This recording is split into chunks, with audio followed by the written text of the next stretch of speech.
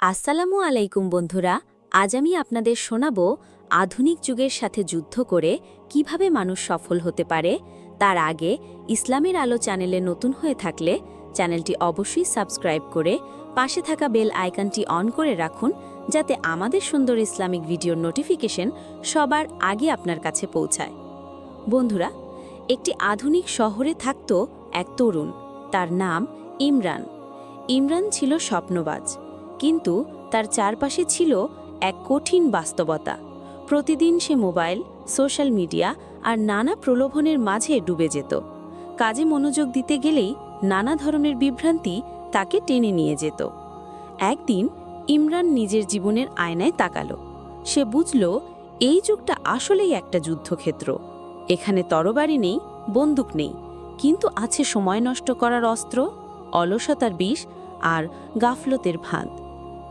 তখন সে সিদ্ধান্ত নিল, আমি যদি সত্যিকারের যোদ্ধা হতে যাই, তবে আমাকে নিজের শত্রুর সাথে লড়তে হবে।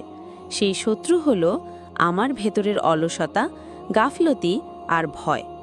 প্রথমে সে ছোট ছোট পরিবর্তন শুরু করল। ভোরে ঘুম থেকে উঠে পরিকল্পনা করত, 1 ঘন্টা বই পড়ত যাতে তার জ্ঞান বাড়ে। সোশ্যাল মিডিয়ায় সময় নষ্ট না করে সময় কাজে লাগানোর চেষ্টা করত। আর সবচেয়ে বড় কথা, প্রতিদিন নামাজের মাধ্যমে আল্লাহর কাছে সাহায্য চাইত। শুরুতে অনেক কঠিন লাগত। বন্ধুরা তাকে উপহাস করত, তুই তো জীবনের মজা নষ্ট করছিস। কিন্তু ইমরান বুঝেছিল, সফলতা শুধু মজা করার মধ্যে নয়, বরং শৃঙ্খলার মধ্যে লুকানো। দিন যায়, মাস যায়।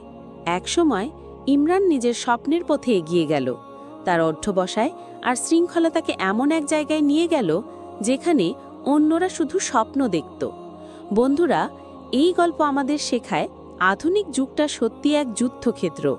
এখানে সফল হতে হলে আমাদের আসল শত্রুর সাথে যুদ্ধ করতে হবে, অলসতা, ভয়, হতাশা আর গাফলতির সাথে। মনে রাখবেন, আপনি যদি নিজের ভেতরের যুদ্ধ জিততে পারেন, তাহলেই বাইরের জগতে সফলতা আপনার জন্য সহজ হয়ে যাবে। আধুনিক যুগের যোদ্ধা সেই ব্যক্তি যে সময়কে মূল্য দেয়, জ্ঞানকে আঁকড়ে ধরে আর আল্লাহর উপর ভরসা রেখে এগিয়ে যায়। ভিডিওটি ভালো লাগলে লাইক এবং কমেন্টে আপনার মতামত জানিয়ে ইসলামের আলো চ্যানেলটি সাবস্ক্রাইব করে আমাদের সাথে থাকুন, যাতে এরকম সুন্দর ইসলামিক ভিডিও আপনাদের উপহার দিতে পারি। ধন্যবাদ।